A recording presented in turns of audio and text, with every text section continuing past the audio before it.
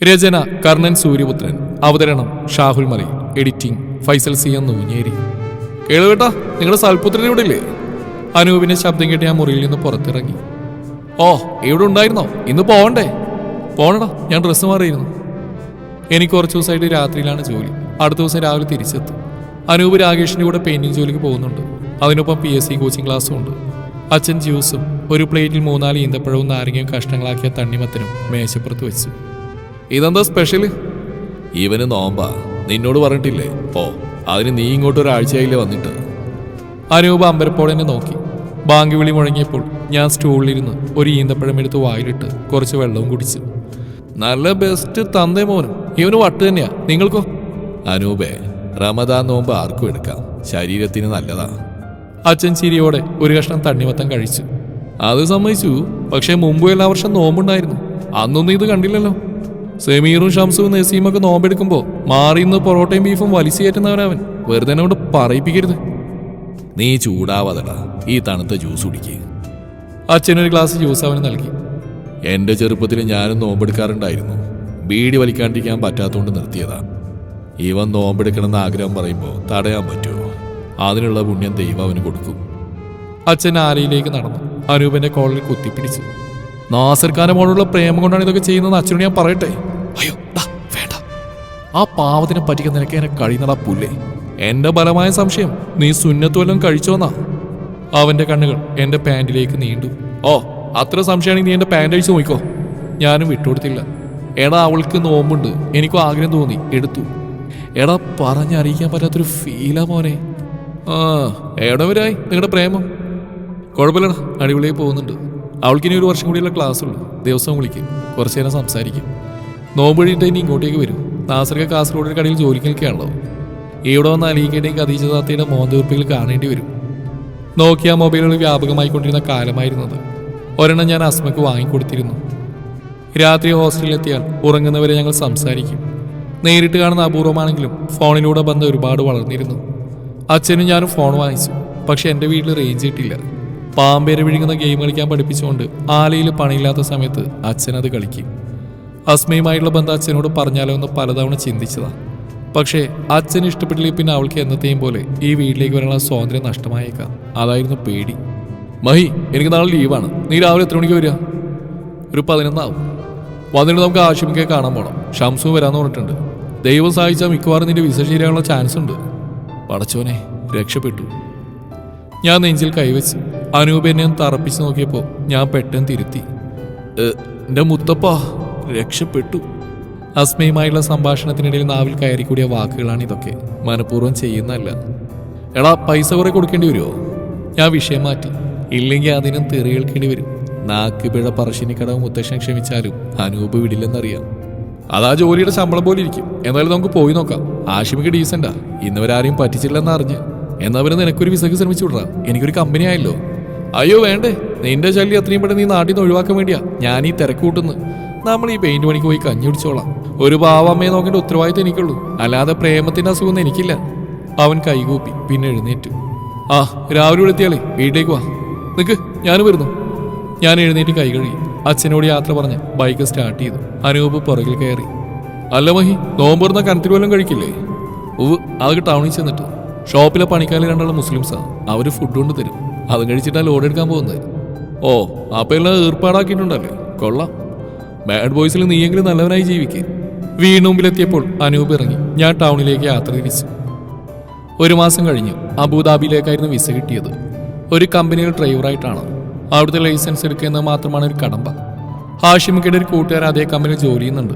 തിരക്കേടില്ലാത്ത ശമ്പളം. കൂടുതലൊന്നും ആലോചിക്കാനുണ്ടായിരുന്നില്ല. പോണോ മയ്യേട്ടാ? അസ്മ ദയനീയമായി ചോദിച്ചു. കൂൾ ബാറിലെ ഫാമിലി റൂമിൽ ഇരിക്കുകയായിരുന്നു ഞങ്ങൾ.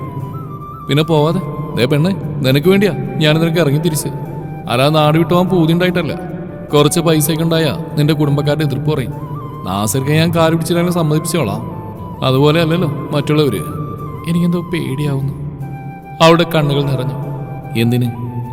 അറിയില്ല. നിനക്ക് എൻ്റെ കൂടെ മരണം വരെ ജീവിക്കണമെന്ന് ആഗ്രഹമില്ലേ? അവളൊന്ന് മൂളി. ഉപ്പാനെ മാത്രം സമ്മതം അനുഗ്രഹം ഉണ്ടായപ്പോലെ നിനക്ക്.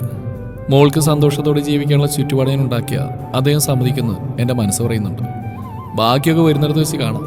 അവൾ മറുപടി പറയാതെ എൻ്റെ വലം കൈയിൽ മുറുകെ പിടിച്ചു. 2 വർഷം കഴിഞ്ഞ് ഞാൻ വരും. അതിനുള്ളിൽ നിനക്ക് ഏതെങ്കിലും ഹോസ്പിറ്റലിൽ സ്ഥിരം ജോലിയും കിട്ടുമല്ലോ. എല്ലാം ശരിയാവിടി, ടെൻഷൻ അടിക്കണ്ട.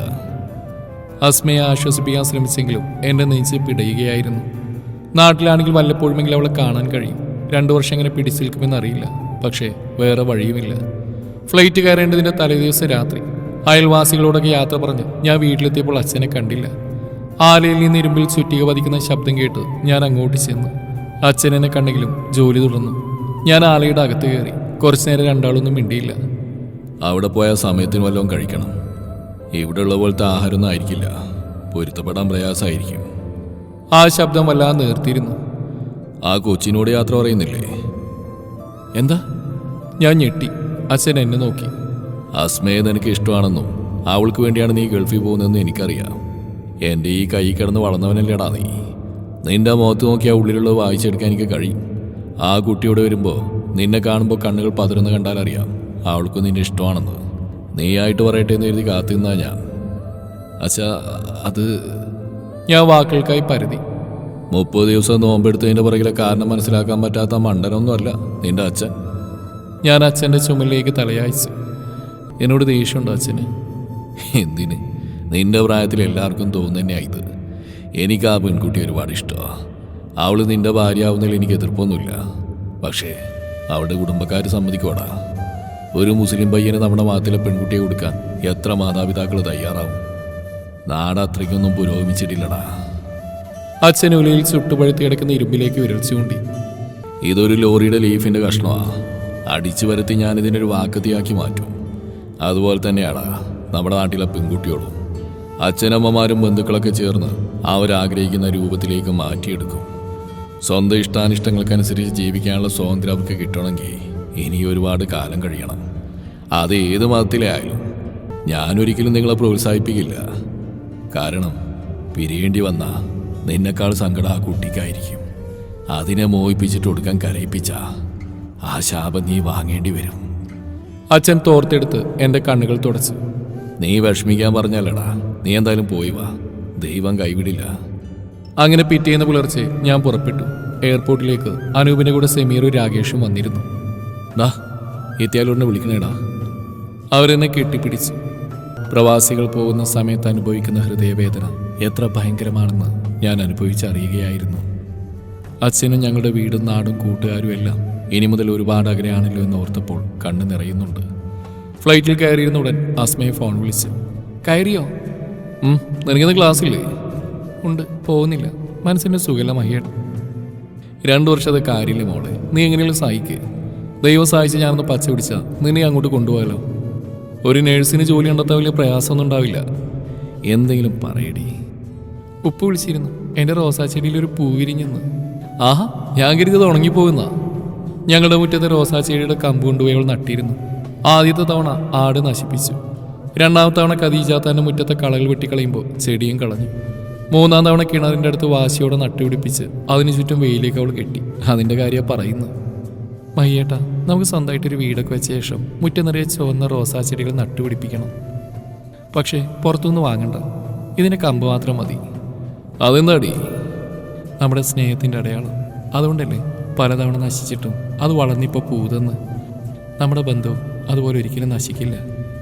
അതെ, ഇനി എത്ര ജന്മമുണ്ടെങ്കിലും എനിക്ക് ഈ ഉമ്മച്ചിക്കുട്ടിയെ മതി. വേറെ ആരെങ്കിലും നോക്കിയാലേ നിങ്ങളെ ഞാൻ കൊല്ലും. ഞാൻ അറിയാതെ ചിരിച്ചു പോയി. എയർ ഹോസ്റ്റസ് വന്ന് ഫോൺ സ്വിച്ച് ഓഫ് ചെയ്യാൻ ആവശ്യപ്പെട്ടപ്പോൾ ഞാൻ അനുസരിച്ചു. ഫ്ലൈറ്റ് മെല്ലെ നീങ്ങി. പിന്നെ അതിൻ്റെ വേഗം വർദ്ധിച്ചു. അതോടൊപ്പം ഹൃദയമിടിപ്പു. താഴെ പച്ചപ്പ് ചെറുതായി വരികയാണ്. അവിടെയെങ്ങും ഒരു ഹോസ്റ്റൽ മുറിയിൽ ഫോൺ മുഖത്ത് അമർത്തി പിടിച്ച് വിതുമ്പുന്ന ഒരു പെണ്ണിൻ്റെ രൂപം മനസ്സിൽ തെളിഞ്ഞു. അനുസരണയില്ലാതെ എൻ്റെ കണ്ണുനീർ അണപൊട്ടി ഒഴുകിക്കൊണ്ടിരുന്നു. പ്രവാസം എന്നത് പ്രയാസമാണെന്ന തിരിച്ചറിവിൻ്റെ നാളുകൾ. റൂമിൽ ഞാൻ മാത്രമാണ് മലയാളി. ഒരു ഫിലിപ്പീനി പയ്യൻ, ഒരു പാകിസ്ഥാൻകാരൻ, പിന്നെ ഒരു ഉഗാണ്ടക്കാരൻ. ഇവരാണ് കൂടെയുള്ളവർ. അവനവന് വേണ്ടത് വെച്ചുണ്ടാക്കി കഴിക്കാൻ. മറ്റുള്ളവർ ഉറങ്ങുമ്പോൾ ശല്യം ചെയ്യരുത്. ഒരുപാട് നേരം ബാത്റൂമിൽ കയറി ഇരിക്കരുത്. റൂം വൃത്തികേടാക്കി വെക്കരുത് തുടങ്ങിയ ചെറിയ നിയമങ്ങളിലൊന്നും എനിക്ക് ബുദ്ധിമുട്ടുണ്ടായിരുന്നില്ല. ഭാഷയാണ് പ്രശ്നം. മുറി ഇംഗ്ലീഷിലും ആംഗ്യഭാഷയിലുമാണ് ആശയവിനിമയം. ഫിലിപ്പീനിക്ക് ഉഗാണ്ടക്കാരനും ഇംഗ്ലീഷ് അറിയാവുന്നതുകൊണ്ട് അവർ പരസ്പരം നിർത്താതെ സംസാരിക്കും. ഹിന്ദി അറിയാത്ത ഇന്ത്യക്കാരനായ എന്നെ പാകിസ്ഥാനി അന്യഗ്രഹിയെ പോലെയാണ് നോക്കിയത്. അയാളുടെ അറിവിൽ എല്ലാ ഇന്ത്യക്കാർക്കും ഹിന്ദി അറിയാം. ഞാനാണെങ്കിൽ ഹിന്ദി സിനിമ പോലും കാണാത്ത ഒരാൾ. വിചാരിച്ചെങ്കിലും അയാൾക്ക് ലൈസൻസ് കിട്ടി. ട്രെയിനിങ്ങിന് ശേഷം ജോലിയും തുടങ്ങി. ഒരു കമ്പനിയിലെ ജോലിക്കാരെ അവരുടെ താമസ സ്ഥലത്തു നിന്നും വിവിധ ജോലി സ്ഥലങ്ങളിലേക്ക് കൊണ്ടുപോകണം, തിരിച്ചെത്തിക്കണം. അതായിരുന്നു ജോലി. കഠിനമായതൊന്നുമല്ല. പാട്ടും കേട്ട് വണ്ടി ഓടിക്കാൻ. കുറേ മലയാളികളെ പരിചയപ്പെട്ടു. അവധി ദിവസങ്ങളിൽ അവിടെ റൂമിൽ സമയം ചെലവഴിക്കും. ദിവസവും അച്ഛനെയും അസ്മയും കൂട്ടുകാരെയും വിളിക്കും. സമീർ ഒഴികെ ബാക്കി എല്ലാവരും നാട്ടിൽ തന്നെ ആയതുകൊണ്ട് അനൂപിൻ്റെ ഫോണിൽ വിളിച്ചാൽ അവരോടൊക്കെ സംസാരിക്കാൻ കഴിയും. എനിക്ക് വിസ കൊടുക്കാനുള്ള പൈസയും ഇവിടെ വന്ന് ആദ്യ ശമ്പളം കിട്ടുന്നവരെ ചെലവിനുള്ളതും കണ്ടെത്തി തന്ന കൂട്ടുകാരെ എങ്ങനെ അവഗണിക്കാനാണ്? അച്ഛന് ഒറ്റപ്പെടൽ തോന്നാതിരിക്കാൻ വേണ്ടി അവരെല്ലാ ദിവസവും രാത്രി എൻ്റെ വീട്ടിൽ പോയി കുറേ നേരം ഇരുന്ന് സംസാരിക്കും. പിന്നെ ഒരു ക്യാരംസ് ബോർഡ് വാങ്ങി ഉമ്മറത്ത് വെച്ച് കളിയും തുടങ്ങി. അതോടെ അച്ഛന് സന്തോഷമായി.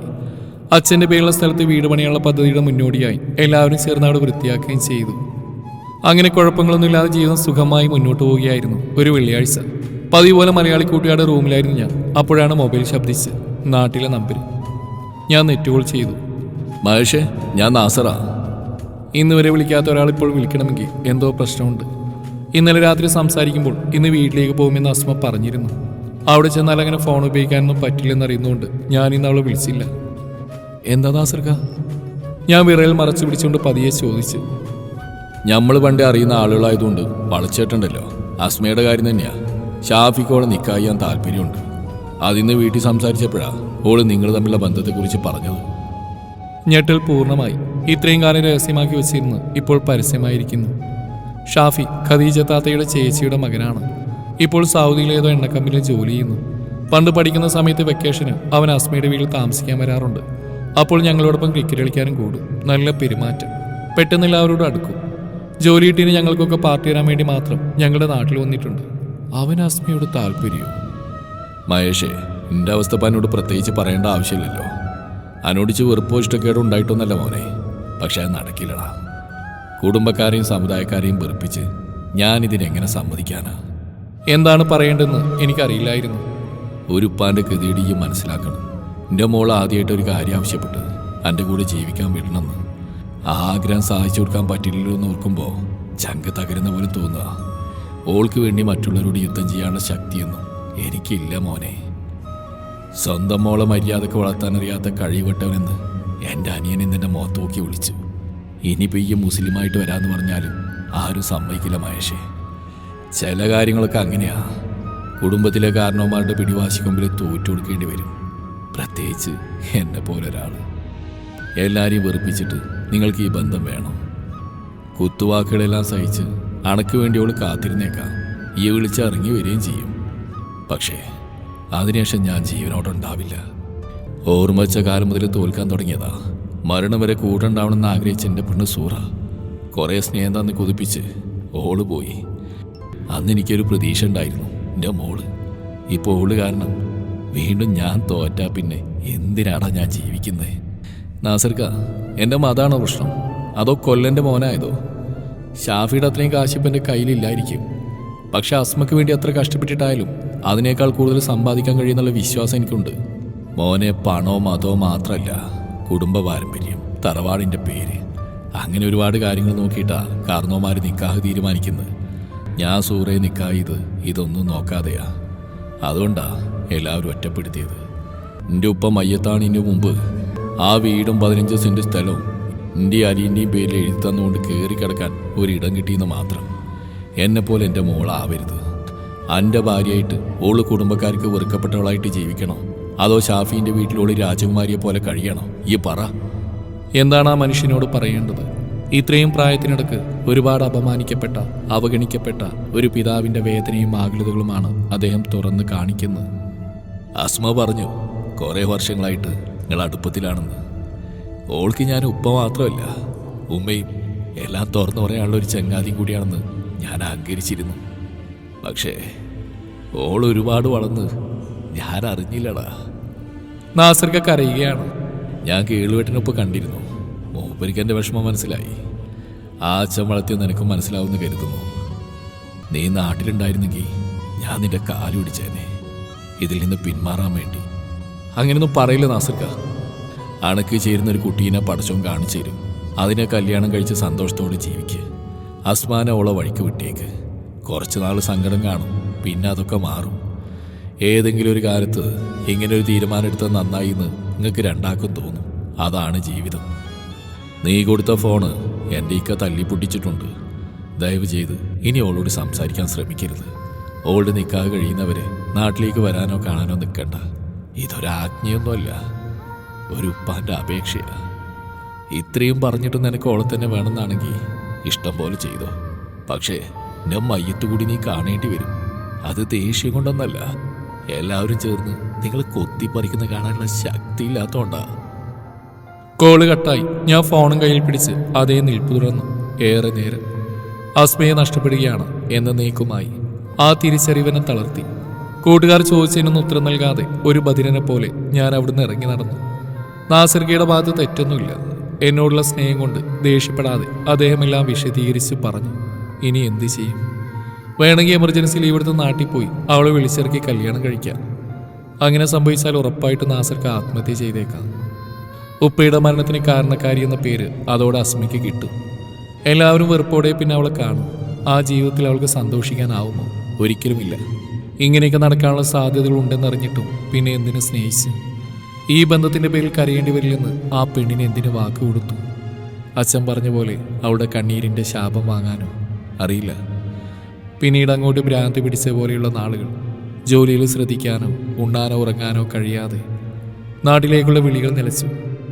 കുറച്ചു നാൾ എന്നെ തനിച്ച് വിടുന്ന് അച്ഛനോട് മാത്രം പറഞ്ഞു. എൻ്റെ അവസ്ഥ ഊഹിക്കാൻ കഴിയുന്നുണ്ടാവണം ആരും ഇങ്ങോട്ട് വിളിച്ച് ശല്യം ചെയ്തില്ല. ദിവസവും അസ്മയുടെ നമ്പർ വെറുതെ എടുത്തു നോക്കും. പക്ഷേ വിളിക്കാൻ ശ്രമിച്ചില്ല. അവളിപ്പോൾ എന്നെ ഓർത്ത് കരയുകയായിരിക്കില്ലേ? എന്നെപ്പോലെ തന്നെ ഉറങ്ങാൻ പോലും പറ്റാതെ ഉരുകയായിരിക്കില്ലേ? എൻ്റെ ശബ്ദം കേൾക്കാൻ കൊതിക്കുന്നുണ്ടാവില്ലേ? എത്രയോ കാതം ദൂരത്തിലിരുന്ന് ഈ വേദന അനുഭവിക്കാനുള്ള വിധി തന്ന ദൈവത്തെപ്പോലും ഞാൻ വെറുത്തു. അച്ഛനെ ഓർത്ത് ജീവിതം അവസാനിപ്പിച്ചില്ല എന്നേ ഉള്ളൂ. പക്ഷേ മനസ്സ് മരിച്ചവനായി ഞാൻ മണലാരണ്യത്തിലെ മാസങ്ങൾ തള്ളി നീക്കി. ആരോഗ്യം ക്ഷയിച്ചു. അസ്മേനി എൻ്റെ അല്ല എന്ന ചിന്ത കണ്ണുകളെ നനയിച്ചുകൊണ്ടിരുന്നു. വീട് പണി പെട്ടെന്ന് തുടങ്ങണമെന്ന് അച്ഛൻ ആവശ്യപ്പെട്ടത് എനിക്ക് വേണ്ടിയാണ്. കാരണം ആ നാട്ടിലേക്ക് ഞാൻ ചെന്നാൽ പഴയ ഓർമ്മകൾ എന്നെ കൊല്ലാക്കൊല ചെയ്യും. ഞാനത് സമ്മതിച്ചു. അസ്മയെക്കുറിച്ച് അച്ഛനും അനൂപൊന്നും സംസാരിക്കാറില്ല. അവളെക്കുറിച്ച് ചോദിക്കണമെന്ന് ആഗ്രഹമുണ്ട്. പക്ഷേ വിവാഹം കഴിഞ്ഞു എന്ന് കേട്ടാൽ അതെന്നെ കൂടുതൽ തളർത്തു. വീട് പണി തീർന്നിട്ട് മാത്രമേ നാട്ടിലേക്ക് പോകുന്നുള്ളൂ എന്ന എൻ്റെ വാശിയെ അച്ഛൻ അംഗീകരിച്ചു. പിന്നീട് അതിനുവേണ്ടിയുള്ള പരിശ്രമമായി. 3 വർഷം കൂടി പിന്നിട്ടു. അസ്മ എന്ന പെൺകുട്ടി ഷാഫിയുടെ ഭാര്യയായിട്ടുണ്ടാവുമെന്ന് എനിക്ക് ഉറപ്പാണ്. പണ്ട് അച്ഛൻ പറഞ്ഞ പോലെ പെണ്ണിൻ്റെ ജീവിതവും ഉലയിൽ ചുട്ടുപഴുക്കുന്ന ഇരുമ്പും തുല്യമാണ്. ആരുടെയൊക്കെയോ ഇഷ്ടത്തിനടിച്ച് രൂപമാറ്റം ചെയ്യപ്പെടുന്നവർ. കൊല്ലൻ കേളുവിൻ്റെ മകൻ്റെ ഭാര്യ എന്ന സ്വപ്നത്തിൽ നിന്നും സ്വന്തം കുടുംബക്കാരൻ കൂടിയ ഷാഫിയുടെ ഭാര്യയിലേക്കുള്ള രൂപമാറ്റവുമായി അവൾ പൊരുത്തപ്പെട്ടിട്ടുണ്ടാവണം. 3 വർഷം കഴിഞ്ഞല്ലോ. കണ്ണുനീരൊഴുകുന്നില്ലെങ്കിലും ഇന്നും അവളെയോർത്ത് എൻ്റെ മനസ്സ് വിങ്ങുന്നുണ്ട്. എയർപോർട്ടിൽ സ്വീകരിക്കാൻ ഷംസു അനൂപും വന്നിരുന്നു. ഞാൻ എത്തുന്ന ദിവസം തന്നെ പുതിയ വീടിൻ്റെ പാലുകാച്ചൽ വേണമെന്ന് അച്ഛന് നിർബന്ധമുണ്ടായിരുന്നു. ഞങ്ങൾ അങ്ങോട്ട് യാത്ര തിരിച്ചു. എൻ്റെ കൂട്ടുകാർ എത്ര നല്ല അഭിനേതാക്കളാണെന്ന് ഞാൻ അപ്പോഴാണ് തിരിച്ചറിഞ്ഞത്. അബദ്ധത്തിൽ പോലും അസ്മയെക്കുറിച്ചോ ഞങ്ങളുടെ പഴയ കാലത്തെക്കുറിച്ചോ നാവിൽ നിന്ന് വീഴാതിരിക്കാൻ അവർ ശ്രദ്ധിക്കുന്നുണ്ടായിരുന്നു. സമീർ സ്വന്തം സ്റ്റുഡിയോ തുടങ്ങി. രാകേഷ് പെയിന്റിംഗ് മതിയാക്കി ബസ് കണ്ടക്ടറായി. ഷംസു ബാംഗ്ലൂരിലെ കമ്പനിയിൽ ജോലി കയറി. നസീം മെഡിക്കൽ റെപ്പാണ്. അനൂപിന് ജില്ലാ ഹോസ്പിറ്റൽ അറ്റൻഡർ ജോലി കിട്ടിയിട്ട് ഒരാഴ്ചയായതേ ഉള്ളൂ. അങ്ങനെ ഓരോ വിശേഷങ്ങൾ പറഞ്ഞുകൊണ്ട് ഞങ്ങൾ പുതിയ വീട്ടിലെത്തി. എൻ്റെയും അച്ഛൻ്റെയും കൂട്ടുകാരും അനൂപിൻ്റെ അമ്മയും പിന്നെ പുതിയ സ്ഥലത്ത് അയൽക്കാരും മാത്രമേ പാലുകാച്ചൽ ചടങ്ങിനുണ്ടായിരുന്നുള്ളൂ. കാറിൽ നിന്നിറങ്ങി എന്നെ കണ്ട് അച്ഛൻ അടുത്തുവന്ന് അടിമുടി നോക്കി. ഗൾഫിലെ പച്ചവെള്ളം കുടിച്ചാൽ പോലും സാധാരണ എല്ലാവരും തടിക്കും. നീ എന്താടാ ഇങ്ങനെ ഒടിഞ്ഞുകുത്തിയത്? പോകുമ്പോഴേ പറഞ്ഞല്ലേ ഞാൻ സമയത്ത് വല്ലതും കഴിക്കണമെന്ന്. ദേഷ്യം അഭിനയിച്ചുകൊണ്ടുള്ള അച്ഛൻ്റെ വാക്കുകൾ പൂർത്തിയാക്കും മുമ്പ് ഞാൻ കെട്ടിപ്പിടിച്ചു. എൻ്റെ ഉള്ളിൽ കരയുന്നത് അച്ഛനെ കാണാൻ പറ്റും. ഒരു സ്വപ്നവുമായിട്ടാണ് ഞാൻ കടൽ കടന്നത്. പക്ഷേ 2 വർഷം തികയും മുമ്പ് എനിക്കത് നഷ്ടമായി. പിന്നെയും 3 വർഷം കൂടി ഞാൻ അവിടെ തന്നെ നിന്നു. അങ്ങനെ ജീവിതത്തിൽ 5 വർഷങ്ങൾക്ക് ശേഷമാണ് ഞാൻ തിരിച്ചെത്തിയിരിക്കുന്നത്. ഇന്നും അസ്മയെ മറക്കാൻ കഴിഞ്ഞിട്ടില്ല എന്നത് സത്യം. ഇനി അതിന് സാധിക്കുമോ എന്നും അറിയില്ല. ലളിതമായ ഗൃഹപ്രവേശനം കഴിഞ്ഞു. താഴെ 2ഉം മുകളിലൊരു ബെഡ്റൂമും അടുക്കളയും സെൻട്രൽ ഹാളുമുള്ള വീട്. അനാവശ്യ പാഴ്ചെലവുകളൊന്നുമില്ലാതെ അച്ഛൻ്റെ ഇഷ്ടത്തിൽ നിർമ്മിച്ച സുന്ദരമായ ഭവനം. ഈ വീട്ടിൽ അസ്മയെ കൊണ്ട് പാല് കാച്ചാൻ ആഗ്രഹിച്ചിരുന്നതാണ്. വിധി അനുവദിച്ചില്ല. രാത്രി കൂട്ടുകാർ ഉൾപ്പെടെയുള്ള അതിഥികൾ പോയതോടെ ഞാനും അച്ഛനും മാത്രമായി. 1 രൂപ പോലും കടമില്ല. അത് തന്നെ വലിയൊരു ആശ്വാസം. മുറ്റത്ത് കസേരയിട്ടിരുന്ന് വീട് നോക്കിക്കൊണ്ട് അച്ഛൻ പറഞ്ഞു. ആ പിൻഭാഗത്തെ മതിൽ കെട്ടുമ്പോൾ കുറച്ച് തർക്കമൊക്കെ ഉണ്ടായടാ. അതിന് മാറിയാ കിടന്നിരുന്നേ. ഒടുക്കം വില്ലേജ് ഓഫീസിൽ നിന്ന് ആളെ കൊണ്ടുവന്ന് മൊത്താണെന്നു. ചുറ്റും മതിലെട്ടിക്കൊണ്ട് ഇനിയൊരു പ്രശ്നം ഉണ്ടാവില്ല. പിന്നെ നമ്മുടെ വീട് വിറ്റപ്പോൾ വിചാരിച്ച പൈസ ഒന്നും കിട്ടിയില്ല. ആ പട്ടിക്കാട്ടിൽ അത് വാങ്ങാൻ ആളെ കിട്ടി തന്നെ ഭാഗ്യം. പുറകിലൊരു ആല പണിതിട്ടുണ്ട്. രാവിലെ ചായയും കുടിച്ച് വെറുതെ അവിടെ കയറി ഇരുമ്പിൽ 2 തട്ട് കെട്ടിയില്ലെങ്കിൽ സമാധാനം കിട്ടില്ല. കുട്ടിക്കാലം മുതലേയുള്ള ശീലമല്ലേ. അച്ഛൻ എൻ്റെ നേരെ തിരിഞ്ഞു. നീ എന്താ മഹി ഒന്നും പറയാത്ത? അച്ഛൻ്റെ ഏറ്റവും വലിയൊരു ആഗ്രഹമായിരുന്നില്ലേ ഈ നാട്ടിലൊരു വീട്? അത് സാധിച്ചു തരാൻ പറ്റിയില്ല. എനിക്ക് അഭിമാനമുണ്ട്. ശരിയാ, ആഗ്രഹം സാധിച്ചതിൽ എനിക്ക് ഒത്തിരി സന്തോഷമുണ്ട്. പക്ഷേ നിന്റെ സന്തോഷം നിന്റെ കൂടെ ഇല്ലല്ലോടാ. അച്ഛൻ എൻ്റെ മുടിയിൽ വിരലോടിച്ചു. കൂട്ടുകാരോട് ചിരിച്ചു കളിച്ച് സംസാരിക്കുമ്പോഴും നീ മനസ്സിൽ കരയുന്ന ഞാൻ കണ്ടിരുന്നു. സാരമില്ലടാ, പോട്ടെ. മറക്കാൻ പ്രയാസമായിരിക്കും, എന്നാലും ശ്രമിക്കണം. നിനക്ക് കുറേ ലീവുണ്ടോ? 2 മാസം. പറയുമ്പോൾ നിനക്ക് ഇഷ്ടപ്പെടില്ല എന്നറിയാം. എന്നാലും പറയുക, നിനക്കൊരു പെണ്ണിട്ടിക്കൂടടാ. നമ്മൾ ആശിക്കുന്ന ജീവിതം കിട്ടണമെന്നില്ല, പക്ഷേ നമ്മളായിട്ടൊരു ജീവിതം കണ്ടെത്തണം. എന്നും ഇങ്ങനെ ആ കുട്ടിയെക്കുറിച്ച് ഓർത്തുകൊണ്ട് കഴിയാനാണോ നിന്റെ ഭാവം? അച്ഛൻ ആ വിഷയം വിട്. എന്നവളെ മറന്ന് വേറൊരുത്തിയുടെ കഴുത്തിൽ താലി കെട്ടാൻ മനസ്സ് പാകപ്പെടുന്നുവോ അന്ന് ഞാൻ അച്ഛനോട് പറയാം. അതുവരെ ദയവ് ചെയ്ത് ഇതിനെക്കുറിച്ച് സംസാരിക്കണ്ട. കുറച്ചു നേരം മൗനം. അച്ഛന് വിഷമായോ? ഇല്ലടാ, നീ പറയുന്നതിലും കാര്യമുണ്ട്. അവളെ മറക്കാതെ വേറെത്തിയെ കിട്ടി ആ പെണ്ണിനെയും കൂടി സങ്കടപ്പെടുത്തണ്ടല്ലോ. നീ ആരോടും അസ്മയെക്കുറിച്ചൊന്നും ചോദിച്ചില്ലെന്നറിഞ്ഞു. സത്യ, കല്യാണം കഴിഞ്ഞിട്ടുണ്ടാവുമെന്നറിയാം. നിങ്ങളുടെ കാര്യം എല്ലാവരും അറിഞ്ഞ് 2 മാസം കഴിഞ്ഞ ഉടനെ അവരത് നടത്തി. നാസറിന്റെ തറവാട്ടിൽ വെച്ചായിരുന്നുകൊണ്ട് നാട്ടിൽ നിന്ന് അധികാരം ക്ഷണിച്ചില്ല. എന്നെ ക്ഷണിക്കാത്ത മനഃപൂർവ്വമായിരുന്നു എന്ന് നാസർ പറഞ്ഞു. ഒരു കണക്കിന് നന്നായി. ഞാൻ താല്പര്യമില്ലാത്ത മട്ടിൽ കേട്ടിരുന്നു. പിന്നെ ഞാൻ ആ കുട്ടിയെ കണ്ടത് ആ കൊല്ലം അമ്പലത്തിന്റെ ഉത്സവം കൊടിയിറങ്ങുന്ന ദിവസമാണ്. അവളുടെ ഭർത്താവിൻ്റെയും നാസറിൻ്റെയും കൂടെ. ഇടനെഞ്ചിലൊരു വേദന മുളപൊട്ടെന്ന് ഞാൻ അറിഞ്ഞു. കഷ്ടിച്ച് ഒരു 5 മിനിറ്റ് എന്നോട് അവൾ സംസാരിച്ചു. വിഷമിക്കരുതെന്നും അവളെ ഓർത്ത് ജീവിതം നശിപ്പിക്കരുതെന്നും നിന്നോട് പറയാൻ എന്നെ ഏൽപ്പിച്ചു. നിന്നെ കൂടുതൽ തളർത്തേണ്ടെന്ന് കരുതി ഞാൻ മനഃപൂർവ്വം പറയാത്ത. അതിനുശേഷം പിന്നെ ഇതുവരെ അവളെ കണ്ടിട്ടില്ല. അച്ഛൻ എന്നെ ചേർത്ത് പിടിച്ചു. മഹി, അവളിന്ന് വേറൊരാളുടെ ഭാര്യ, ചിലപ്പോൾ 1-2 കുട്ടികളുടെ അമ്മയായിട്ടുണ്ടാവും. ആ സത്യം നീ ഉൾക്കൊള്ളണം. നീ ഇങ്ങനെ ഏതോ നാട്ടിൽ സങ്കടപ്പെട്ട് കഴിയുന്നുണ്ടല്ലോ എന്നോർത്ത് ഇവിടെ കഴിയുന്ന എന്നെക്കുറിച്ച് ചിന്തിക്ക്. ഞാൻ തലയാട്ടി. എന്നാ വാ, കഴിച്ചിട്ട് കിടക്കാം. ഒരുമിച്ച് ഭക്ഷണം കഴിച്ച ശേഷം ഞാൻ എനിക്കായി ഒരുക്കിയ മുറിയിലേക്ക് നടന്നു. ഈ വീട്ടുമുറ്റത്താണ് നിറയെ പനിനീർ ചെടികൾ നടണമെന്ന് അസ്മ പറഞ്ഞത്. ഈ ബെഡിലാണ് എൻ്റെ നെഞ്ചിൽ തലവെച്ചുറങ്ങണമെന്ന് അവൾ ആശിച്ചത്. കിനാക്കൾ കൊണ്ട് പണിതുയർത്തിയ കൊട്ടാരം തകർന്നു വീണ് വർഷങ്ങൾ കഴിഞ്ഞു. അച്ഛൻ പറഞ്ഞാണ് ശരി. പുതിയ ജീവിതമായിട്ട് അവൾ പൊരുത്തപ്പെട്ടിട്ടുണ്ടാവും. എനിക്കും അതിന് കഴിയണം, അച്ഛന് വേണ്ടി. മനസ്സിലത് ആവർത്തിച്ചുകൊണ്ട് ഞാൻ കണ്ണുകൾ അടച്ചു. കാലം പിന്നെ ഒരുപാട് കടന്നുപോയി. അതിനനുസരിച്ച് പലതും മാറി. അനൂപിന്റെ അമ്മ സുശീലേച്ചി മരിച്ചതും അവന് ജീവിതത്തിൽ തുണയായി രമ്യ വന്നു ചേർന്നതുമെല്ലാം ഇന്നലെ കഴിഞ്ഞതുപോലെ. ഞാൻ പ്രവാസം തുടർന്നു. അച്ഛനെ തനിച്ചാകാൻ മനസ്സുണ്ടായിട്ടല്ല. പ്രണയത്തിന്റെ വേദനിപ്പിക്കുന്ന ഓർമ്മകളിൽ നിന്നും എനിക്ക് മോചനം കിട്ടാത്ത കൊണ്ടാണ്. അസ്മയോടുള്ള എൻ്റെ സ്നേഹത്തിന്റെ ആഴം മനസ്സിലാക്കിയത് ഞങ്ങൾ വേർപിരിഞ്ഞതിന് ശേഷമായിരുന്നു. അല്ലെങ്കിൽ എന്തിനാണ് ഇന്നും കണ്ണടക്കുമ്പോൾ അവളുടെ മുഖം തെളിയുന്നത്? അച്ഛൻ എന്നെ വിവാഹത്തിന് നിർബന്ധിക്കുകയോ ആ വീട്ടിൽ ഒറ്റ കഴിഞ്ഞാൽ പരാതി പറയുകയോ ചെയ്തിട്ടില്ല. 2 പശുക്കളും കുറച്ച് ആടുകളുമുണ്ട്. അവരെയും നോക്കി ആ പാവം കഴിഞ്ഞുകൂടി. ഞാൻ പഴയ ജോലിയൊക്കെ വിട്ട് ദുബായിൽ ടാക്സി ഓടിക്കുകയാണ്. പലതവണ അച്ഛനെ കൊണ്ടുപോകാൻ ശ്രമിച്ചെങ്കിലും അച്ഛന് താല്പര്യമില്ലായിരുന്നു. ഞാൻ വരാടാ, ഇപ്പോഴല്ല, സമയമാവട്ടെ. ഇതായിരുന്നു സ്ഥിരം പല്ലവി. റൂമിലെ വിരസത മാറ്റാൻ വേണ്ടിയാണ് ഞാൻ ആദ്യമായി ഫേസ്ബുക്കിൽ കഥകൾ എഴുതി തുടങ്ങിയത്. പണ്ട് ഹൈസ്കൂളിൽ പഠിക്കുമ്പോൾ കഥ എഴുത്തിന് സമ്മാനങ്ങൾ കിട്ടിയിട്ടുണ്ടെങ്കിലും മടി കാരണം നിർത്തിയതാണ്. ഫേസ്ബുക്ക് ഗ്രൂപ്പിൽ ആദ്യ കഥയ്ക്ക് വായനക്കാരുടെ നല്ല പ്രതികരണം കിട്ടിയപ്പോൾ അത് തുടർന്നു. അതോടൊപ്പം വായനയും തുടങ്ങി. മാസങ്ങളും വർഷങ്ങളും കൊഴിഞ്ഞു വീണു. പ്രവാസവും എഴുത്തും ഒരേപോലെ മുന്നോട്ട് പോവുകയായിരുന്നു. 2 പുസ്തകങ്ങൾ ഇറക്കിയെങ്കിലും ഫേസ്ബുക്കിൽ എഴുതുന്നതിനോടാണ് എനിക്കിഷ്ടം. വായനക്കാരുടെ പ്രതികരണങ്ങൾ അപ്പം അറിയാമല്ലോ. ഒരിക്കൽ പോലും നേരിട്ട് കാണാത്ത കുറേ പുതിയ സുഹൃത്തുക്കളെയും കിട്ടി. അങ്ങനെ സുഹൃത്തുക്കൾ അയച്ച മെസ്സേജുകൾ വായിക്കുമ്പോഴാണ് ഒരു നോട്ടിഫിക്കേഷൻ വന്നത്. സന ഫാത്തിമ എന്ന പേരാണ്. ഒരു കുഞ്ഞിൻ്റെ ഫോട്ടോ പ്രൊഫൈൽ പിക്ചറും. നമസ്കാരം, കഥകൾ വായിച്ചു കേട്ടോ, ഒത്തിരി നന്നായിട്ടുണ്ട്. താങ്ക്സ്. പിന്നെ അനക്കൊന്നുമില്ല. ഞാനത് ശ്രദ്ധിച്ചുമില്ല. 2 ആഴ്ചയ്ക്ക് ശേഷം വീണ്ടും മെസ്സേജ്. അതെ, ഇന്നെഴുതിയ കഥ എനിക്ക് ഇഷ്ടപ്പെട്ടില്ല കേട്ടോ. ക്ലൈമാക്സിൽ അവരെങ്ങനെയും ഒന്നിപ്പിക്കായിരുന്നു. പ്രണയിക്കുന്ന എല്ലാവർക്കും ഒരുമിക്കാൻ പറ്റില്ലല്ലോ. ശരിയാ, ക്ലാസ്മേറ്റ് സിനിമയിൽ മുരളിക്ക് റസിയൊക്കെ ഒന്നിക്കാൻ പറ്റിയില്ല. ആ സിനിമ കണ്ട ദിവസം തുടങ്ങിയ ഒരാളുടെ പ്രണയം ഇല്ലാതായി. എൻ്റെ ശരീരത്തിലൂടെ ഒരു വിറയിൽ പാഞ്ഞുപോയി. ടൈപ്പ് ചെയ്യുന്നത് പലതവണ തെറ്റി. ഒരു മൊബൈൽ നമ്പറാണ് മറുപടിയായി വന്നു. അടുത്ത നിമിഷം തന്നെ ഞാൻ തിരിച്ചു വിളിച്ചു. മയ്യേട്ടാ. അസ്മയുടെ ശബ്ദം വിശ്വസിക്കാൻ കഴിയുന്നില്ല.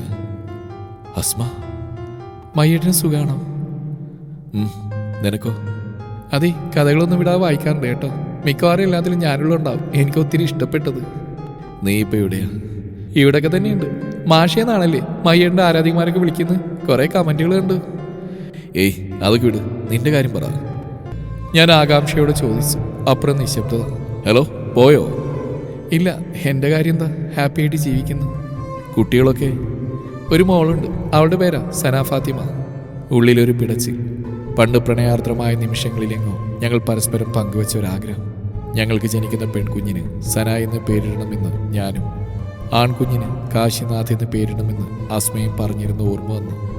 FBയിലെ ഫോട്ടോയിലുള്ളതാണോ? അതെ, പക്ഷെ ആ ഫോട്ടോ പഴയതാ. ഇപ്പം ആള് വലുതായി കേട്ടോ. ഷാഫി, അവന് സുഖമല്ലേ? പിന്നെയും മൗനം. ഹലോ അസ്മ, എന്തു പറ്റി?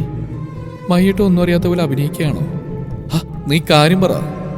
ഞങ്ങൾ പിരിഞ്ഞിട്ട് വർഷം കുറയായി. നീ എന്താ അസ്മ ഈ പറയുന്നേ? എനിക്ക് വിശ്വസിക്കാൻ കഴിഞ്ഞില്ല. ഞാൻ കാരണമാണോ? അതായിരുന്നു എൻ്റെ പേടി. ഏയ് അല്ല, അവൾ ചിരിച്ചു. നമ്മുടെ ബന്ധത്തെക്കുറിച്ചൊക്കെ ഇക്കാക്ക് ആദ്യം അറിയായിരുന്നു. എന്ന് വെച്ചാൽ നിക്കാഹിന് മുമ്പേ തന്നെ. പിന്നെ എന്താടി പിരിഞ്ഞേ? അതൊക്കെ കഴിഞ്ഞാലും മയ്യേട്ടാ, വിട്ടേക്ക്. പറയാൻ ബുദ്ധിമുട്ടാണീ വേണ്ട. ഏയ് അതൊന്നുമില്ല, പല കുടുംബങ്ങളിലും നടക്കുന്ന തന്നെ.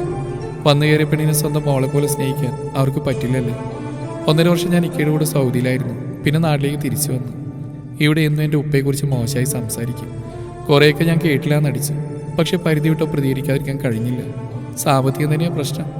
കുടുംബക്കാരുടെ ഔദാര്യം കൊണ്ടാണ് നിക്കാഹ് നടന്നെന്നും എൻ്റെ ഉപ്പ ഒരു കഴിവെട്ടനാണെന്നും ഇക്കയുടെ ഉമ്മ പറഞ്ഞു. അതും എല്ലാവരുടെയും മുമ്പിൽ വെച്ച്. അതെനിക്ക് സഹിച്ചില്ല. അങ്ങനെ വഴക്കായി. പിന്നെ എന്നും ഇത് തന്നെ.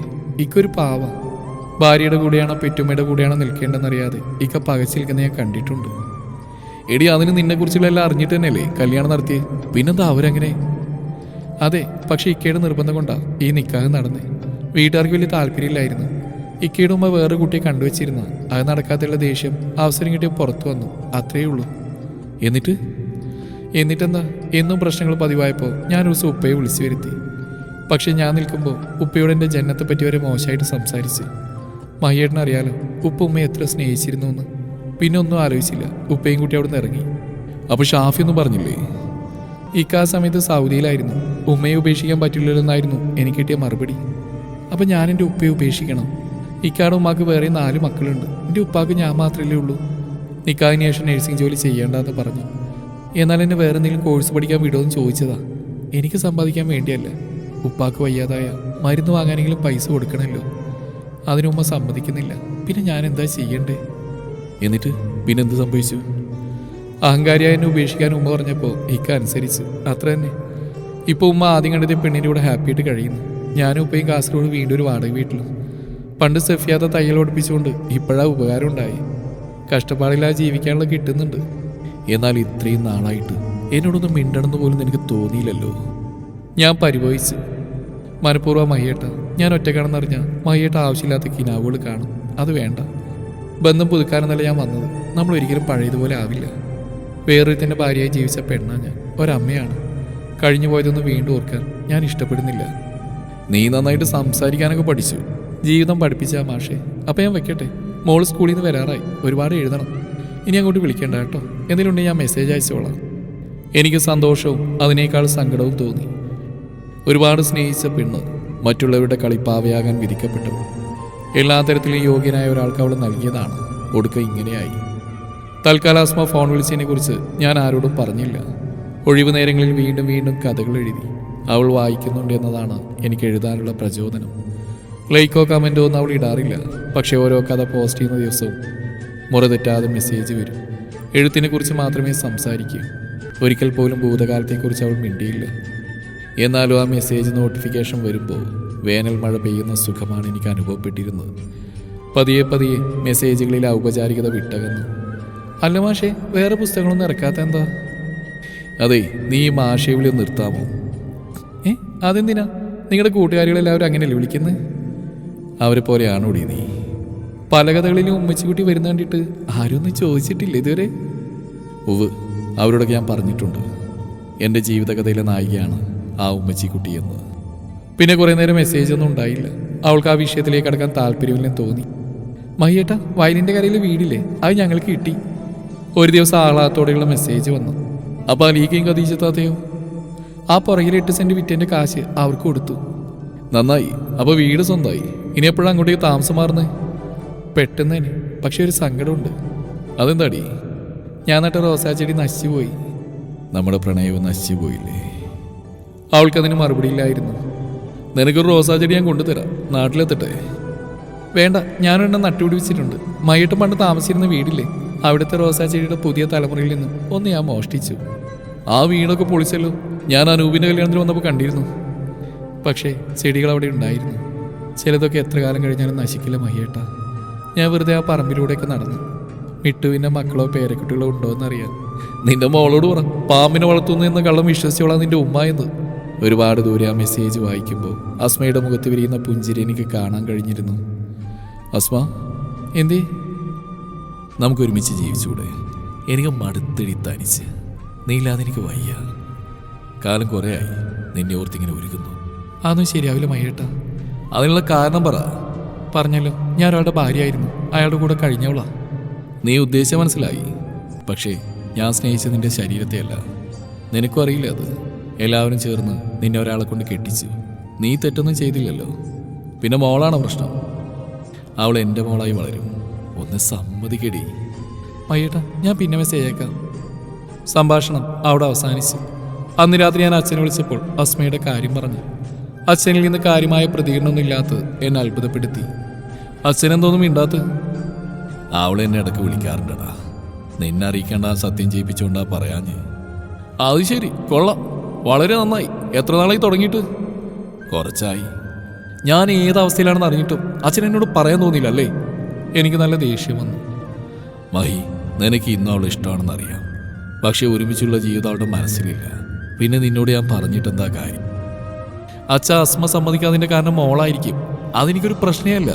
അവളെയും മോളെയും ഞാൻ പൊന്നുപോലെ നോക്കും. മോളോ? ആരുടെ മോള്? അവൾക്ക് കുട്ടികളൊന്നുമില്ലല്ലോ. ഞാൻ ഞെട്ടിത്തരിച്ചു പോയി. അച്ഛാ, അവൾക്കൊരു പെൺകുട്ടിയുണ്ടെന്നാ അവളെന്നോട് പറഞ്ഞ്. ഇല്ലടാ, വിവാഹമോചനം കഴിഞ്ഞു എന്നുള്ള സത്യ. പക്ഷെ കുട്ടികളൊന്നുമില്ല.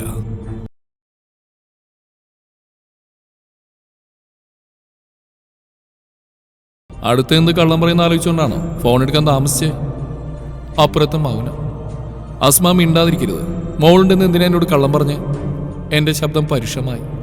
എനിക്കിപ്പോൾ ഉത്തരം കിട്ടണം. പിന്നെ ഞാൻ എന്ത് ചെയ്യാനാ മഹിയേട്ടാ? ദയനീയമായ സ്വരത്തിൽ അവൾ ചോദിച്ചു. ഉപ്പയുടെ പേരുള്ള വഴക്ക് മാത്രമല്ല, എനിക്കൊരിക്കലും കുട്ടികളുണ്ടാവില്ലെന്ന് ഡോക്ടർ പറഞ്ഞോടെയാ ഞങ്ങൾ വേർപിരിഞ്ഞെന്ന സത്യം ഞാൻ മയ്യേട്ടനോട് പറയണം. ഏട്ടൻ എന്നോടുള്ള സ്നേഹം കാരണം അതൊന്നും പ്രശ്നം ഉണ്ടാവില്ലെന്ന് എനിക്കറിയാം. ഇവിടെ വന്ന് എന്നെ സ്വന്താക്കാൻ ആഗ്രഹിക്കും. പക്ഷെ വയ്യ മയ്യേട്ട. ഒരു കുഞ്ഞിനെ തരാൻ പോലും കഴിയാത്ത ഭാഗ്യം കേട്ടവളാ ഞാൻ. മയ്യേട്ടൻ്റെ കുഞ്ഞിനെ കൊഞ്ചിക്കാൻ കാത്തിരിക്കുന്ന ആളാ അച്ഛൻ. തനിച്ചായി പോയ എന്നെ ഏട്ടൻ സ്വീകരിക്കുന്നതിൽ അച്ഛനും സന്തോഷിക്കുമായിരിക്കും. പക്ഷെ അദ്ദേഹത്തിൻ്റെ തലമുറ മയ്യേട്ടനോട് കൂടി അവസാനിക്കുന്നത് അറിയുമ്പോൾ ആ മനസ്സും നോവില്ലേ മയ്യേട്ട? മയ്യേട്ടനും കാണില്ലേ അച്ഛനാവാനുള്ള ആഗ്രഹം? അതാ ഞാൻ വേണ്ടാന്ന് പറഞ്ഞേ. എടി പോത്തെ, അടുത്തുണ്ടായിരുന്ന ഈ മോന്ത പിടിച്ച് റോട്ടിൽ ഉറച്ചേനെ ഞാൻ. എനിക്ക് കോപം നിയന്ത്രിക്കാനായില്ല. പിള്ളേരുണ്ടാക്കുന്ന മാത്രമാണോ ഈ സ്നേഹം? മക്കളില്ലാത്ത എത്രയോ ആളുകളോട് ജീവിക്കുന്നില്ലേ? നീയും നിന്റെ ഉപ്പയും കുറെ കാര്യങ്ങൾ സ്വയം ചിന്തിച്ചു കൂടിയതിന്റെ ഫല ഞാൻ വർഷങ്ങളായിട്ട് നിന്നെ ഓർത്ത് കരയുന്നത്. അങ്ങേർക്ക് സഹോദരന്മാരും കാരണന്മാരും സമൂഹം എന്ത് ചിന്തിക്കുക എന്ത് ചെയ്യുന്നൊക്കെയുള്ള പേടി. നിനക്ക് ഉപ്പ ആർക്കും വേണ്ടാത്തവനാവില്ലോ എന്ന പേടി. എന്നിട്ടിപ്പോ എന്തായി? നിന്നെ ആർഭാടപൂർവ്വം കെട്ടിച്ചു വിട്ടല്ലേ? നീ അവസ്ഥയിലായപ്പോ കാരണന്മാരും കുടുംബക്കാരും തിരിഞ്ഞു നോക്കുന്നുണ്ടോ? എൻ്റെ അച്ഛനെ എനിക്ക് നന്നായിട്ട് അറിയാം. എൻ്റെ സന്തോഷാ എൻ്റെ അച്ഛൻ്റെ സന്തോഷം. അതൊക്കെ പോട്ടെ, നിന്റെ FB-യിലെ പ്രൊഫൈൽ പിക്ചർ ആരുടെ കുട്ടിയുടെ? ഞങ്ങളുടെ വാടകയുടെ അടുത്ത് താമസിക്കുന്ന ഒരു ചേച്ചിയുടെ കുട്ടി. എന്നെ പറ്റിക്കാൻ വേണ്ടി അല്ലേ? ആ ഫോട്ടോയും സന ഫാത്തിമ എന്നൊരു പേരും കാണുമ്പോൾ എനിക്കൊരു കുഞ്ഞുണ്ടെന്ന ഫീല് വരും. അതിനു വേണ്ടിയാ മഹിയേട്ട. ശരി, ഇനി കൂടുതലും സംസാരമില്ല. ഇപ്പൊ ലീവ് ഇട്ടാന്നുണ്ടാ, അല്ലെങ്കിൽ പറന്നു വന്നേനെ ഞാൻ. 4-5 മാസം കഴിഞ്ഞ് ഞാൻ നാട്ടിലെത്തും. ഏതിന് പറയാതെ കൂടെ വന്നേക്കണം. കുഞ്ഞിനെ വേണമെങ്കിൽ നമ്മൾ ദത്തെടുക്കൂടി. ആരോരും ഇല്ലാത്ത എത്രയോ പിഞ്ചുമക്കൾ അനാഥാലയങ്ങളിൽ വളരുന്നുണ്ട്. ഇനിയുള്ള കാലെങ്കിലും നമുക്ക് സന്തോഷമായി ജീവിച്ചുകൂടി. മയ്യേട്ട അത് പറ്റില്ല എന്ന് മാത്രം പറയില്ലേ പെണ്ണേ, പ്ലീസ്. അത്രയ്ക്ക് കൊതിച്ചു പോയി. മറുപടിയായി കിട്ടിയ മൗനത്തിന്റെ സമ്മതം ഞാൻ വായിച്ചെടുത്തു. പിന്നെല്ലാം പെട്ടെന്നായിരുന്നു. അച്ഛനെയും കൂട്ടുകാരെയും വിളിച്ചു പറഞ്ഞു. അനൂപൊഴികെ മറ്റാരും നാട്ടിൽ താമസമില്ലാത്തതുകൊണ്ട് അച്ഛനെയും കൂട്ടി നാസർക്കയുടെ അടുത്ത് പോയി എങ്ങനെയെങ്കിലും സമ്മതിപ്പിക്കാൻ ഏൽപ്പിച്ചു. മകളുടെ ജീവിതം ഒരിക്കൽ തകർന്നുകൊണ്ട് അദ്ദേഹം ഇനി എതിർക്കില്ലെന്നൊരു വിശ്വാസം എനിക്കുണ്ടായിരുന്നു. ഇനി അഥവാ എതിർത്താലും നാട്ടിൽ ചെന്ന് അവൾ വിളിച്ചിറക്കും. മറ്റുള്ളവർക്ക് വേണ്ടി സ്വന്തം സന്തോഷങ്ങൾ ത്യജിക്കുന്ന അവസാനിപ്പിക്കണം ഞാൻ മനസ്സിൽ ഉറച്ചു. ദാ ശബ്ദം കേട്ട് ഞാൻ കണ്ണുറന്നു. തൊട്ടടുത്ത അനൂപ്. നീ ഇരുന്ന് ഉറങ്ങുകയാണോ? അപ്പോഴാണ് സ്ഥലകാലബോധം വന്നു. ഭൂതകാലത്തിലൂടെ തിരിഞ്ഞോടിക്കൊണ്ട് വയലിന്റെ കരയിലിരിക്കുകയാണ് ഞാൻ. ചിട്ടിയുടെ പേരിൽ വായനശാലയിൽ പൊരിഞ്ഞാടി, അതാ വൈകിയത്. സാരമില്ല. ഞാൻ എഴുന്നേറ്റു. വരമ്പിലൂടെ അസ്മയുടെ വീട് ലക്ഷ്യമാക്കി നടക്കുമ്പോൾ ഉത്സവരാത്രിയാണ് ഓർമ്മയിലെത്തിയത്. അന്ന് എൻ്റെ അനൂപിൻ്റെയും നടുവിൽ ആ കൗമാരക്കാരി ഉണ്ടായിരുന്നു. കിണറിൻ്റെ കരയിൽ അവൾ പറഞ്ഞതുപോലെ റോസാ ചെടി നട്ടുപിടിപ്പിച്ചിട്ടുണ്ട്. ഞങ്ങൾ വീട്ടുമുറ്റത്തേക്ക് കയറി. അവിടെ നാസർക്ക് ഇരിക്കുന്നുണ്ടായിരുന്നു. ജീവിതാനുഭവങ്ങൾ അദ്ദേഹത്തെ ആകെ മാറ്റിയതുപോലെ. നരച്ച മുടിയും താടിയും കറുപ്പ് വീണ കൺതടങ്ങളും. മുറ്റം നിൽക്കുന്ന ആളുകളെ തിരിച്ചറിയാതെ നാസർക്ക കുറേ നേരം നോക്കി. നാസർക്ക, ഞാൻ അനൂപ്, ദേ മഹേഷ് വന്നിട്ടുണ്ട്. അത്രയും പറഞ്ഞ് അനൂപ് എൻ്റെ നേരെ തിരിഞ്ഞു. നീ എന്നോട് ആവശ്യപ്പെട്ട് ഞാനിവിടെ അവതരിപ്പിച്ചിട്ടുണ്ട്. നാസർക്ക പണിപ്പെട്ട് എഴുന്നേറ്റു. പിന്നെ പതിയൻ്റെ അടുത്ത് വന്ന് കൈപ്പിടിച്ച്. ഒരു മാപ്പ് പറയാൻ അവസരം തന്നിട്ട് ജീവൻ എടുത്താൽ മതിയെന്ന് ഞാൻ എന്നും പടച്ചവനോട് പ്രാർത്ഥിക്കാറുണ്ട്. കാറ്റുപോലെയുള്ള ശബ്ദത്തിൽ നാസർക്ക പറഞ്ഞു. മാപ്പ് മോനെ, തെറ്റുപറ്റിയത് എനിക്കാ. നിങ്ങൾ ഒരുമിച്ച് ജീവിക്കാൻ വിട്ടാൽ മതിയായിരുന്നു. അദ്ദേഹം പൊട്ടിക്കരഞ്ഞു. ഞാനൊരു ദുഷ്ടനാ, സ്വന്തം മോളുടെ ജീവിതം തകർത്തവൻ. ഞാൻ നാസർക്കയെ ചേർത്ത് പിടിച്ചു. അതൊക്കെ കഴിഞ്ഞില്ലേ, സാറില്ല, എനിക്ക് അവൾ കാണണം, അതിനെ ഞാൻ വന്നത്. നാസർക്ക വേദനയോടെ എന്നെ നോക്കി. അനൂപും. എനിക്ക് യാതൊരു ഭാവമാറ്റവും ഉണ്ടായില്ല. ഒരു വടിയും കുത്തിപ്പിടിച്ച് നാസർക്ക മുടന്തിക്കൊണ്ട് നടന്നു. ഞങ്ങൾ അനുഗമിച്ചു. നേരെ ചെന്നത് 1.5 കിലോമീറ്റർ അപ്പുറമുള്ള പള്ളിക്കാട്ടിലേക്കാണ്. മതിലിനോട് ചേർന്ന് കിടക്കുന്ന ഒരു ഖബറിലേക്ക് നാസർക്ക വിറയാർന്ന വിരൽ ചൂണ്ടി. ഞാൻ വേഗം അവിടേക്ക് ചെന്നു. ഖബറിലേക്ക് പടർന്നു കയറിയ കാട്ടുവള്ളികളെല്ലാം പിഴുതു കളഞ്ഞു. ഒരു റോസാ ചെടി നിറയെ പൂക്കളുമായി അതിന് മീതെ തലയുയർത്തി നിൽക്കുന്നുണ്ട്. അതെ, ഇവിടെയാണ് എൻ്റെ അസ്മ ഉറങ്ങുന്നത്. അവൾ വിവാഹത്തിന് സമ്മതിച്ച സന്തോഷത്തിലായിരുന്നു ഞാൻ. 6 മാസങ്ങൾ കൂടി ബാക്കിയുണ്ട്. അതിനുശേഷം നാട്ടിലേക്ക് പോകണം. അതിനായിട്ടുള്ള ഒരുക്കങ്ങൾ. അവൾക്ക് വേണ്ടി ഓരോ സാധനങ്ങളും വാങ്ങിവെച്ചു. ഒരിക്കൽ വാടിക്കൊഴിഞ്ഞു പോയ പ്രണയ സ്വപ്നങ്ങൾ വീണ്ടും തളിരണിഞ്ഞിരിക്കുകയാണ്. അസ്മ ടൗണിലെ ഒരു ഹോസ്പിറ്റലിൽ ജോലിക്ക് ശ്രമിക്കുന്നുണ്ടായിരുന്നു. രാവിലെ അവിടേക്ക് പോകുമെന്ന് എന്നോട് പറഞ്ഞ ദിവസം. അന്ന് ഞാനും തിരക്കിലായതുകൊണ്ട് വിളിക്കാൻ പറ്റിയില്ല. റൂമിലെത്താൻ ഒരുപാട് വൈകി. പിറ്റേന്ന് രാവിലെ അവൾ വിളിച്ചപ്പോൾ ഫോൺ എടുക്കുന്നില്ല. പലതവണ വിളിച്ചിട്ടും ഫലമുണ്ടായില്ല. നാസർക്കയെ എടുക്കാതായപ്പോൾ ഞാൻ അനൂപിനെ വിളിച്ചു. എടാ, അസ്മയെ വിളിച്ചിട്ട് കിട്ടുന്നില്ലല്ലോ. മഹി, അത്... അവൻ പതറി. എന്താടാ? എടാ, അസ്മയ്ക്ക് ചെറിയൊരു ആക്സിഡന്റ്, ഹോസ്പിറ്റലില്ല. പേടിക്കാനൊന്നുമില്ല, ഞാനിവിടെ തന്നെയുണ്ട്. കുറച്ച് കഴിഞ്ഞ് വിളിക്കാം. അനൂപേ, സത്യം പറയടാ, എന്താ പറ്റിയത്? ഞാൻ പേടിയോട് വിറക്കുന്നുണ്ടായിരുന്നു. ഏയ് കുഴപ്പമൊന്നുമില്ല മായി, ടെൻഷൻ അടിക്കല്ലേ, ഞാൻ വിളിക്കാം. അവൻ കോള് കട്ട് ചെയ്തു. ഞാൻ അച്ഛനെ വിളിച്ചു. സ്വിച്ച് ഓഫ് എന്ന് വന്നതോടെ അരുതാത്ത എന്തോ സംഭവിച്ചിട്ടുണ്ടെന്ന് മനസ്സ് പറഞ്ഞു. പിന്നെയും പലതവണ അനൂപിനെ വിളിച്ചുവെങ്കിലും അവൻ അറ്റൻഡ് ചെയ്തില്ല. ഏകദേശം 2 മണിക്കൂറുകൾക്ക് ശേഷം അവൻ്റെ കോള് വന്നു. മഹി, എങ്ങനെ നിന്നോടിത് പറയുമെന്ന് എനിക്കറിയില്ല. ദയവ് ചെയ്ത് നീ തളരരുത്. ഞാൻ അലറി. എടാ, പാലത്തറയിൽ വെച്ച് ബസ് വെള്ളക്കെട്ടിലേക്ക് മറിഞ്ഞു. 4 പേര് മരിച്ചു.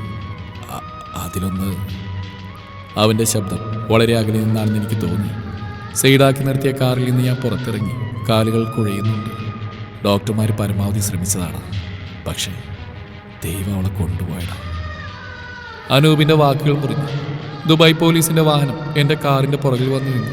അതിൽ നിന്ന് പോലീസുകാരിറങ്ങി അടുത്തെത്തി. അസ്സലാമു അലൈക്കും ബ്രദർ, ഹാവ് എനി പ്രോബ്ലം? അയാൾ ചോദിച്ചതിന് മിഴിച്ചെന്നല്ലാതെ ഞാനൊന്നും പറഞ്ഞില്ല. റോഡിലൂടെ ചീറിപ്പായുന്ന വാഹനങ്ങളുടെ ശബ്ദം കേൾക്കുകയോ അന്തരീക്ഷത്തിലെ കൊടുംചൂട് അനുഭവപ്പെടുകയോ ചെയ്തില്ല. കരിമഷി കണ്ണുകളും തലയിലെ തട്ടവും നിറയെ കുപ്പിവളകൾ അണിഞ്ഞ കൈകളുമായിരുന്നു മനസ്സ് നിറയെ. അസ്മ ഇനിയില്ല. എന്നെ തനിച്ചാക്കി അവൾ പോയിരിക്കുകയാണ്, തിരിച്ചു വരവില്ലാത്ത ഒരു ലോകത്തേക്ക്. അറിയോ ഓക്കെ? പോലീസുകാരൻ വീണ്ടും ചോദിച്ചു. എന്തോ പറയാൻ ശ്രമിച്ചതാണെങ്കിലും നാവ് അനങ്ങിയില്ല. ഫോൺ വഴുതി നിലത്തേക്ക് വീണു. പിന്നാലെ ഞാനും. വയർലെസ്സിൽ അറബിൽ എന്തൊക്കെയോ സംസാരിച്ചുകൊണ്ട് പോലീസുകാരൻ്റെ അടുത്തേക്ക് ഓടി വരുന്നുണ്ടായിരുന്നു. പിന്നെ ചുറ്റും ഇരുട്ട്. ഹോസ്പിറ്റലിൽ വെച്ച് ബോധം തിരിച്ചു കിട്ടിയിട്ടും കുറേ കാലമായി ഇരുട്ട് തന്നെയായിരുന്നു എനിക്ക് ചുറ്റും. എൻ്റെ അവസ്ഥയിൽ ദയ തോന്നി കമ്പനി ലീവ് തന്നു. നാട്ടിലെത്തിയിട്ട് ഞാൻ അസ്മയുടെ വീട്ടിലേക്ക് പോയില്ല. കുഴിക്കാട് പള്ളിയുടെ പിറകിലെ മണ്ണിലേക്ക് അവൾ മടങ്ങിയിട്ടുണ്ടാവുമെന്ന് എനിക്കറിയാം. മഹി, ഉപദേശത്തിനോ ആശ്വാസവാക്കുകൾക്കോ യാതൊരു പ്രസക്തിയുമില്ല. ബെഡ്റൂമിന്റെ ജനലകൾ പിടിച്ച് പുറത്തേക്ക് നോക്കിയിരിക്കായിരുന്ന എന്നോട് അനൂപ് പറഞ്ഞു, അച്ഛനും അവിടെയുണ്ട്. പക്ഷെ ഇതിനൊരു അവസാനം വേണ്ടടാ. അവൾക്ക് ദൈവം അത്രേ ആയുസ് കൊടുത്തിട്ടുള്ളൂ. അവൾ പോയിട്ട് 2 മാസം കഴിഞ്ഞു. നാസർക്ക് പോലും യാഥാർത്ഥ്യം ഉൾക്കൊണ്ട് ജീവിച്ചു തുടങ്ങി. പക്ഷേ നീയോ? അവൻ മൊബൈൽ എടുത്തൊരു നമ്പർ ഡയൽ ചെയ്തു. പിന്നെ എൻ്റെ കയ്യിൽ തന്നു. നാസർക്കയാ, നിന്നോടെന്തോ സംസാരിക്കാനുണ്ട് പോലും. എവിടെ എത്തിയിട്ട് വിളിക്കാനോട് പറഞ്ഞിരുന്നു.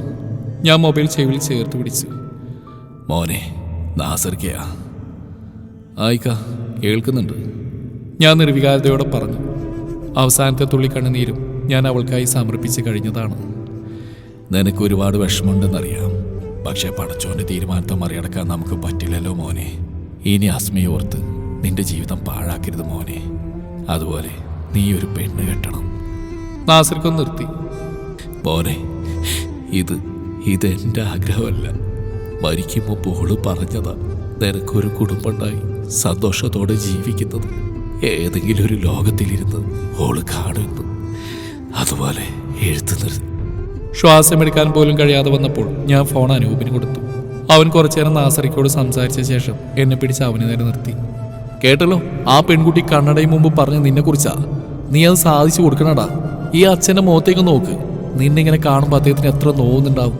കുറെ കാലം അവൾ വേറെ കല്യാണം കഴിച്ചതിൽ ദുഃഖിച്ചാണെന്നു. ഇനി അവൾ മരിച്ചോർത്ത് ബാക്കിയുള്ള ജീവിതം തീർക്കാനാണ് നിന്റെ പ്ലാന്. എത്ര കാലം നീ ഒളിച്ചോടിടാ. ഒരു കാര്യം ചെയ്യും, കേളുവെണ്ണ ഞാൻ കൊണ്ടുപോയിക്കോളാം. എനിക്ക് അച്ഛനും അമ്മയും ആരുമില്ലല്ലോ. നിനക്ക് വേണ്ടി മനുഷ്യൻ ചാകാതെ ചാകുന്ന കണ്ടിരിക്കാൻ എനിക്ക് വയ്യ. 1 വർഷം കൂടി നിനക്ക് സമയം തരും.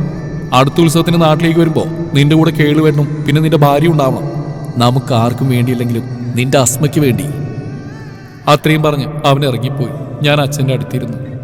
ഒരു സമാധാനവും തരാത്ത ജന്മായി പോയി ഞാൻ, അല്ലേ അച്ഛാ? അച്ഛൻ പുഞ്ചിരിച്ചു. എന്തെങ്കിലും ഞാൻ നിന്നെ കുറ്റപ്പെടുത്തിയിട്ടുണ്ടോടാ? നീ ആഗ്രഹിച്ചൊന്നും നിനക്ക് കിട്ടിയിട്ടില്ലല്ലോ എന്നാ എൻ്റെ സങ്കടം. മഹി, എല്ലാവരും എപ്പോഴും കൂടെ ഉണ്ടാവണമെന്നില്ല. സമയമാകുമ്പോൾ ഓരോരുത്തരും പോവും. നിന്റെ അമ്മ മരിച്ചിട്ടും ഞാൻ ജീവിക്കുന്നില്ലേ? സുശീല മരിച്ചിട്ട് അനൂപ് ജീവിക്കുന്നില്ലേ? പോയവർക്ക് പകരം ആരും ആവില്ല. പക്ഷേ നമ്മളതിനെ മറികടന്നേ പറ്റൂ. ബന്ധം വേർപ്പെടുത്തിയിട്ട് അസ്മ കുറേ കാലം നിന്റെ അടുത്തേക്ക് വരാതിരുന്ന എന്തുകൊണ്ടാ? നീ അവളെ 2 കൈയും നീട്ടി സ്വീകരിക്കുന്ന അവൾക്കും അറിയാം. പക്ഷേ നിനക്കൊരു കുഞ്ഞിനെ തരാൻ കഴിയില്ലെന്നറിയുന്നോണ്ടാ അവൾ അകലം പാലിച്ച്. അതാടാ സ്വാർത്ഥതയില്ലാത്ത സ്നേഹം. ആ കുട്ടിയുടെ അവസാനത്തെ ആഗ്രഹമെങ്കിലും എൻ്റെ മോൻ സാധിച്ചു കൊടുക്കണം. തള്ളിക്കളയാൻ എനിക്ക് കഴിഞ്ഞില്ല. അച്ഛൻ കാണിച്ചിരുന്ന ഏത് പെണ്ണിനെ വേണമെങ്കിലും കെട്ടിക്കൊള്ളാമെന്ന് വാക്ക് നൽകി. പിന്നെയും പ്രവാസം. 1 വർഷത്തെ സമയപരിധിയുണ്ട്. അതിനുള്ളിൽ മനസ്സിനെ പാകപ്പെടുത്താനുള്ള ശ്രമമായി പിന്നീട്. മറക്കാൻ മരണം വരെ കഴിയില്ലെങ്കിലും അസ്മയെ ഓർക്കാതിരിക്കാനുള്ള ശ്രമം. എനിക്ക് വേണ്ടി അച്ഛൻ കണ്ടെത്തിയ പെണ്ണാണ് നിത്യ, അച്ഛൻ്റെ പഴയൊരു ചങ്ങാതിയുടെ മകൾ. ചൊവ്വാദോഷത്തിൻ്റെ പേരിൽ ഒരുപാട് ആലോചനകൾ മുടങ്ങിയപ്പോൾ വിവാഹമേ വേണ്ട എന്ന തീരുമാനത്തിലെത്തിയവൾ. എനിക്ക് ജാതകമോ ഗ്രഹനിലയോ നോക്കേണ്ട ആവശ്യമില്ലായിരുന്നു. എൻ്റെ ആലോചന എന്തുകൊണ്ടോ നിത്യയ്ക്കും ഇഷ്ടപ്പെട്ടു. ഒരൊറ്റ നിബന്ധന മാത്രം, വിവാഹത്തിനു മുമ്പ് പരസ്പരം പൂർണ്ണമായി മനസ്സിലാക്കിയിരിക്കണം. ഫോൺ വിളികൾ പതിവായി. സംഭാഷണത്തിൽ നിന്നും അസ്മ കടന്നു വരും.